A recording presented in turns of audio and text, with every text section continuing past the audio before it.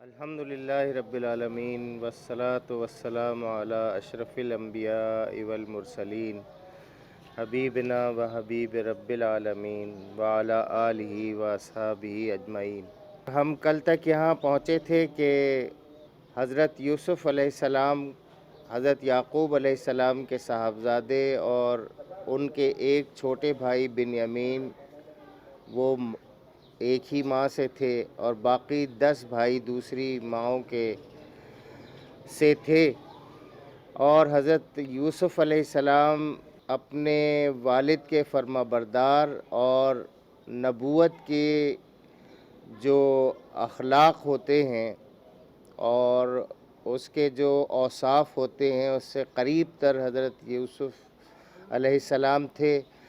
اور اس وجہ سے وہ زیادہ قربت بھی محسوس کرتے تھے اور ان کی اس قربت کو باقی 10 بھائی محسوس کرتے تھے، اور ان دونوں کو وہ ایک اور لحاظ سے بھی ذرا زیادہ پیار کرتے تھے یعقوب علیہ السلام کے۔ بنیامین کی پیدائش کے وقت ہی ان کی والدہ کا انتقال ہو گیا تھا، تو ظاہر ہے کہ اس طرح کے 2 بچے ان پر زیادہ توجہ بن ماں کے ہونے کی وجہ سے دی جاتی تھی۔ اس بات سے 10 کے 10 بھائیوں نے آپس میں مشورہ کیا اور اپنے حسد کا اظہار کیا۔ اس میں ظاہر ہے صرف یہ بات نہیں ہوگی کہ وہ زیادہ محبت کا اظہار کرتے ہیں، بلکہ انہیں یہ بات معلوم تھی کہ حضرت یعقوب علیہ السلام جس ورثے کو منتقل کر کے جائیں گے وہ امامت اور قیادت اور رہنمائی اور نبوت کا ورثہ ہے، جو حضرت اسحاق علیہ السلام اور حضرت ابراہیم علیہ السلام سے ہوتا ہوا ان کے پاس پہنچا ہے۔ عام طور پر یہ گھروں میں بھی ہوتا ہے کہ مائیں اپنے بیٹوں کو یہ کہتی ہیں، اکساتی ہیں کہ اگر وہ مختلف ماؤں سے ہوں کہ آپ لوگ یا بیٹا تم ذرا اپنے باپ کی قربت اختیار کرو، اب ان کا آخری وقت ہے اور پھر ان کے ورثے کو تمہیں تک منتقل ہونا ہے، دیکھو فلاں جو ہے وہ کتنا اپنے باپ کے قریب ہوتا ہے اور اس کی توجہ حاصل کرنے کی کوشش کرتا ہے۔ تو یہ بات بھی پیش نظر رہے کہ عورتوں کا بھی کردار ہوتا ہے اولاد کو بنانے اور بگاڑنے میں۔ ماں کا ایک اشارہ ایک غلط راستے کی طرف اسی طرح سے لے جاتا ہے جس طرح سے آپ دیکھتے ہیں کہ ٹرین ایک منزل کی طرف جا رہی ہوتی ہے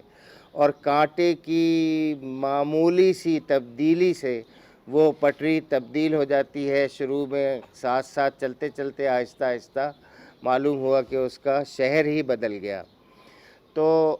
بچوں کی تعلیم اور تربیت صرف ایک اکیلے باپ کا کام نہیں ہے، ماں اگر چاہے تو بھری بالٹی میں مینگنی کا کام کر سکتی ہے۔ ایک بھری بالٹی دودھ میں باپ کی ساری محنت اور ماں کا ایک جملہ، ایک کوئی بات ایسی، وہ اس کے لیے پیشاب کے ایک قطرے یا مینگنی کے ایک دانے کے برابر ہوگی اور ساری بالٹی خراب ہو جائے گی۔ تو یہ یوسف علیہ السلام کے بھائیوں کے سلسلے میں اس پہلو کو بھی پیش نظر رکھنا چاہیے، اور اس حوالے سے بھی ہمیں توجہ کرنی چاہیے کہ گھر میں اولاد کی تربیت میں ماں اور باپ دونوں کا حصہ ہو اور دونوں ایک ہی ڈائریکشن میں سوچ رہے ہوں اور ایک ہی طرح سے کام کر رہے ہوں۔ تو ان کے بھائی یہ کہتے ہیں کہ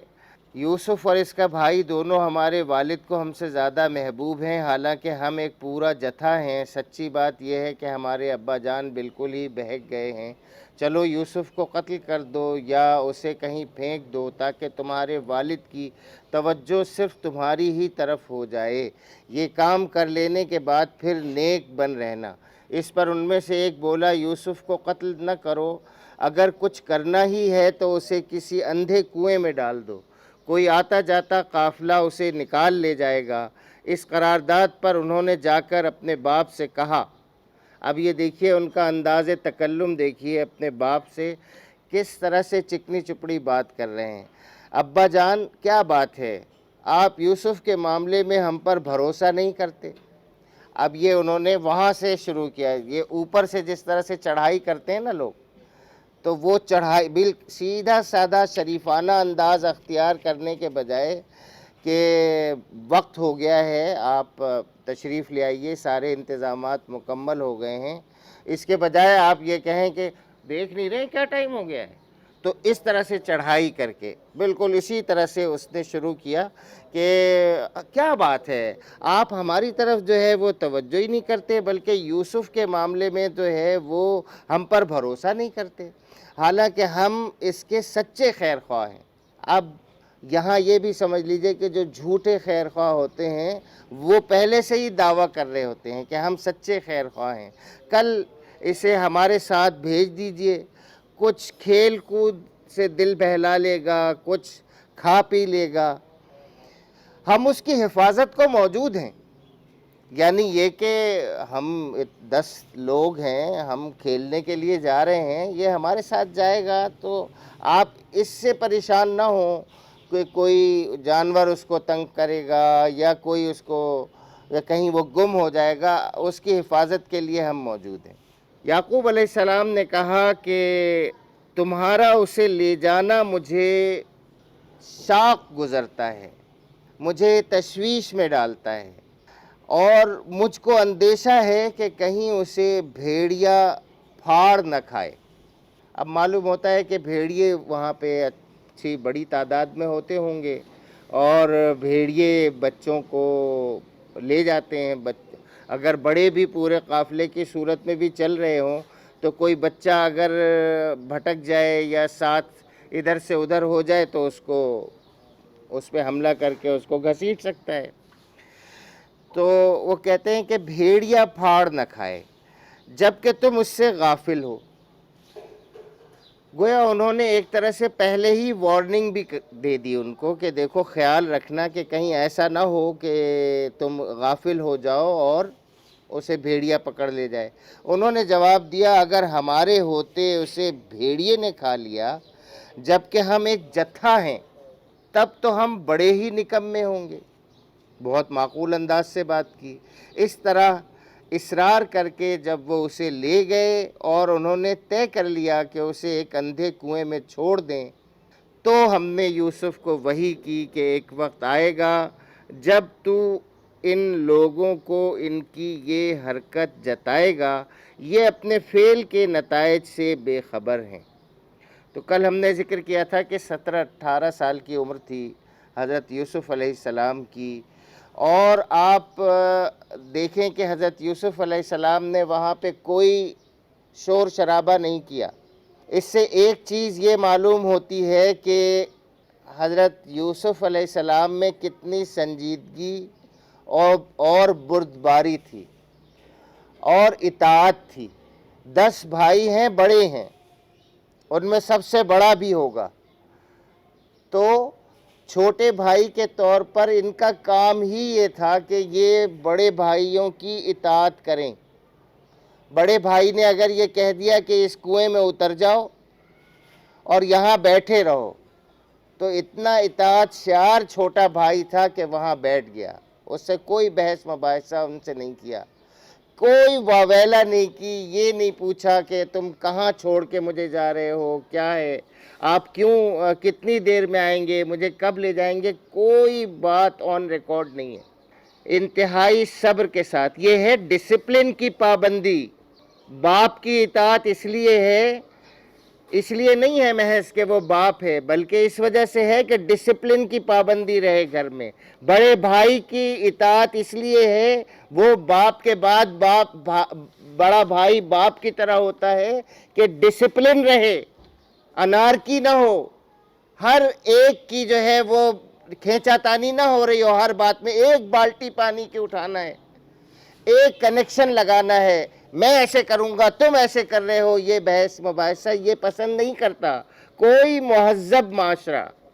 کوئی یہ انسانیت ہے ہی نہیں، یہ انسانیت سے فروتر گھٹیا بات ہے۔ تو وہ بھائی کا یہ میں بہت اش کر اٹھا جب مجھے یہ سمجھ میں آیا کہ یہ کردار ہے حضرت یوسف علیہ السلام کا، کہ بھائی وہاں پہلا سوال ہی یہ تھا کہ 17 سال کی عمر کا 18 سال کی عمر کا لڑکا اس کو کیسے کوئی کنویں میں ڈال سکتا ہے، اندھے کنویں میں چھوڑ سکتا ہے۔ پھر کنویں ایسے نہیں ہوتے یہ بڑے کنویں کہ جس کے اوپر ایسے یوں پھینک دیا اور وہ ڈوب گیا مر گیا، نہیں، بلکہ وہ کئی منزلہ کھدائی ہوتی ہے، ایسے اتر کے نیچے بھی چلے جاتے ہیں، بالکل اس کے کئی منزلیں ہوتے ہیں، کئی پورشن ہوتے ہیں جس میں اتر سکتے ہیں سیڑھیوں کے ذریعے سے۔ اگر کسی کو شوق ہو تو یہاں پہ جا کے ڈم لوٹی میں کنویں دیکھ سکتا ہے، ایسا بڑا کنواں دیکھ سکتا ہے جس میں اترا بھی جا سکتا ہے، جس میں بیٹھا بچے کو بٹھا کے چھوڑا بھی جا سکتا ہے۔ تو یوسف علیہ السلام نے وہاں کوئی بحث مباحثہ نہیں کیا، کوئی واویلا نہیں کیا، کوئی شور شرابہ نہیں کیا۔ جب انہوں نے دیکھا کہ یوسف، اللہ تبارک و تعالیٰ نے دیکھا اتنے صابر ہیں، تب اللہ تبارک و تعالیٰ نے وحی کے ذریعے سے حضرت یوسف علیہ السلام کو اطمینان دلایا کہ اس طرح اصرار کر کے جب وہ اسے لے گئے اور انہوں نے طے کر لیا کہ ایک اندھے کنویں میں چھوڑ دیں، تو ہم نے یوسف کو وحی کی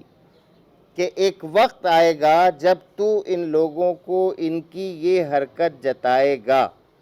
یہ اپنے فعل کے نتائج سے بے خبر نہیں ہیں۔ تب اللہ تبارک و تعالیٰ نے حضرت یوسف علیہ السلام کو بھی وحی کے ذریعے سے مطمئن کر دیا۔ مطمئن کیا کر دیا کہ یہ بتا دیا کہ ایک وقت آئے گا، تم گھبراؤ نہیں، ابھی یہاں جم کے بیٹھو، جو کچھ آگے ہو رہا ہے اللہ کے بھروسے پہ اس میں اپنے آپ کو اس راستے پہ ڈال دو، ایک وقت آئے گا یہی تمہارے سامنے آئیں گے اور پھر تم ان کو بتاؤ گے کہ تم نے کیا کیا تھا میرے ساتھ۔ اور یہ بات بھی بتائی جا رہی ہے کہ یہ خود اپنے اس فعل کے نتیجے سے بے خبر ہیں، یہ تو یہ سمجھ رہے ہیں کہ یہ بھائی ہمارا یہاں ہم نے چھوڑ دیا، یا تو یہاں بھوکا پیاسا مر جائے گا، یا کوئی قافلہ اس کو لے کے اٹھا کے چلا جائے گا، بازار میں بیچ دے گا اور یہ کہیں غلامی کی زندگی اور گمنامی کی زندگی گزار کر ختم ہو جائے گا۔ بس اتنی سی بات، اس سے زیادہ ان کے ذہن میں نہ تھی۔ جب ہی انہوں نے چھوڑ دیا تو شام کو وہ روتے پیٹتے اپنے باپ کے پاس آئے۔ اب یہ دوسری مرتبہ بات کرنے کا انداز بھی سن لیجئے۔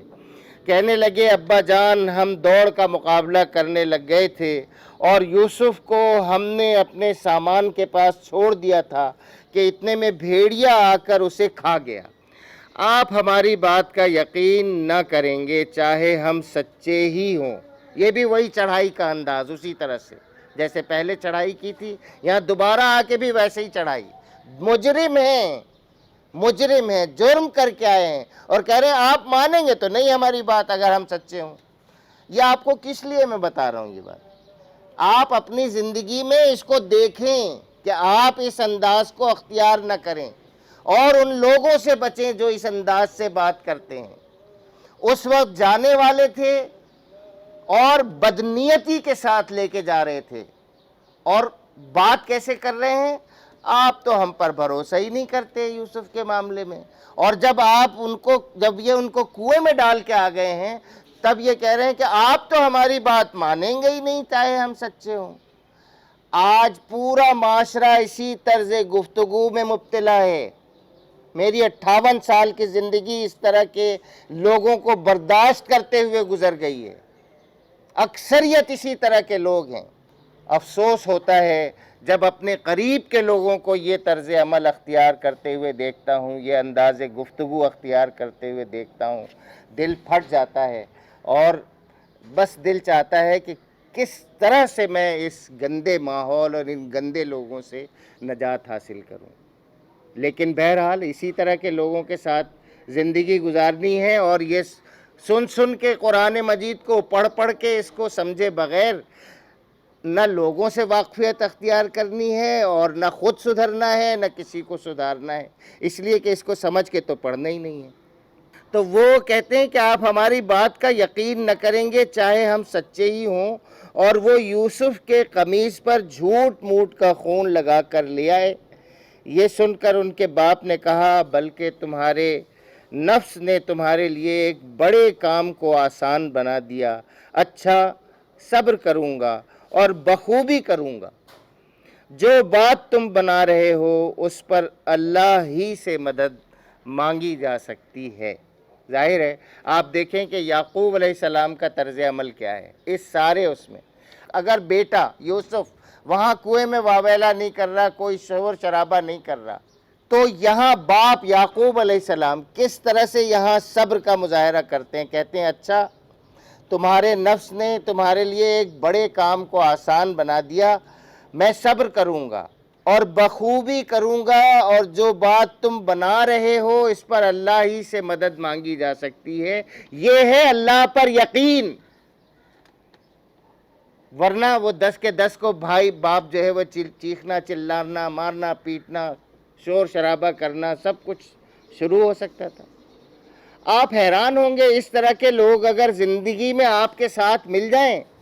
تو دو چیزیں سننے کو ملتی ہیں، یا تو کہتے ہیں یہ بہت بیوقوف آدمی ہے، یا کہتے ہیں بن رہا ہے، بنتے ہیں یہ اصل میں، بس اس طرح کے لوگ یہ سن کے رہ جاتے ہیں۔ لیکن قرآن مجید جس چیز کو پیغمبر کا کردار بنا کے پیش کر رہا ہے وہ یہی ہے، سیدھا سادہ معصومانہ سا کردار۔